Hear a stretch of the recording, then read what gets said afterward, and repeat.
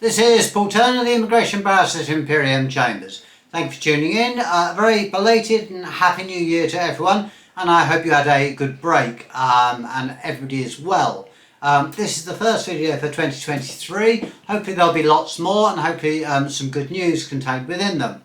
Last year I did a video at the end of last year on what was likely to happen in 2022. Sadly nothing really did other than the government talking tough. But in the end, the result was that there was a record 504,000 migrants coming to the United Kingdom. This is after Brexit, of course. So what now for 2023? Well, as my next video, or the one that will come out tomorrow, will show, Rishi Sunak has a 5-point plan to reduce immigration. Will this work? Well, we've had enough government plans of how they're going to do things and reduce immigration.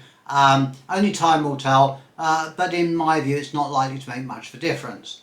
So what will actually happen in the real world in 2023?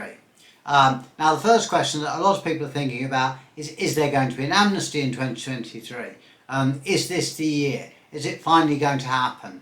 Well, in my view it should be. It's been talked about and discussed in Parliament. It was promoted heavily when it suited him by Boris Johnson.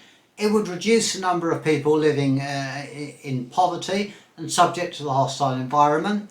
It would reduce the grey economy and exploitation and increase taxes, i.e. stimulate growth, something the government talks about.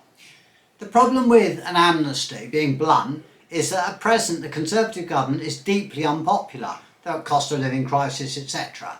and is relying on the Brexit supporting MPs in the north of England whose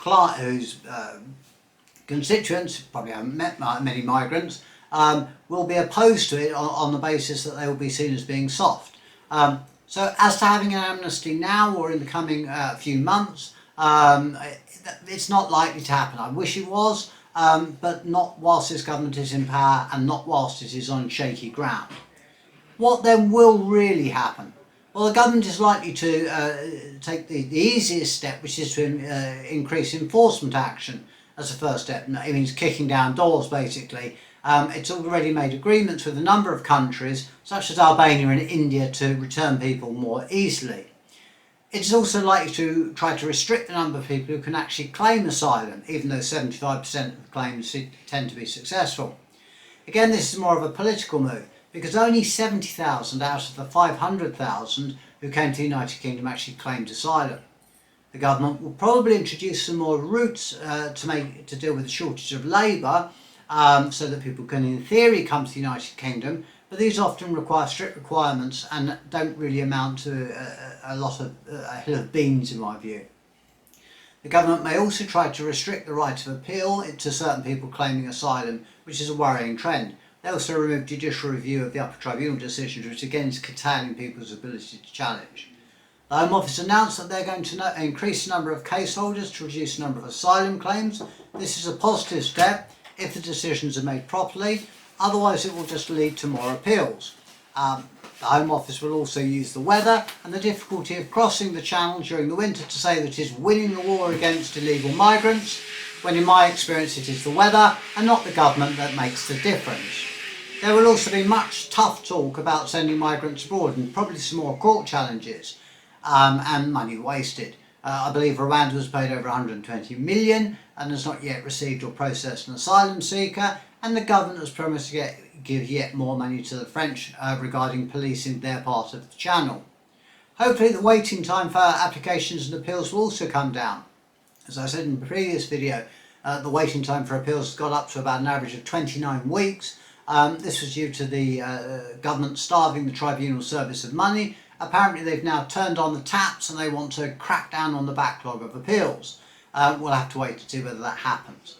Also, dealing with asylum cases, I've had people waiting 2-3 years to get an asylum decision. That should hopefully be quicker, which would be good news for everybody, as long as of course they get a right of appeal.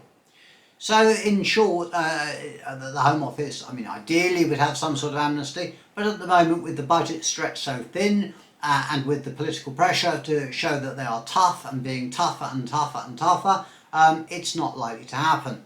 So with an election coming next year or early January 2025, and the government being deeply unpopular, as I say, due to the cost of living crisis, fuel bills, etc. An amnesty which would only weaken their support amongst their newly found MPs in the north of England is not likely to happen immediately, and we are likely to seeing a toughening up of the rules.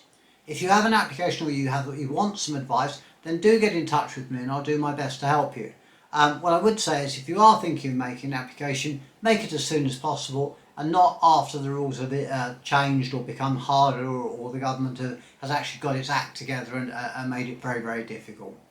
Thank you for watching what I hope will be some interesting videos this year. I hope we'll have some good news in respect of making things easier, but time will tell. Thank you again. Do stay safe. Please subscribe to my channel and hit the notification button. This is Paul Turner, the Immigration Barrister at Imperium Chambers, welcoming you to 2023.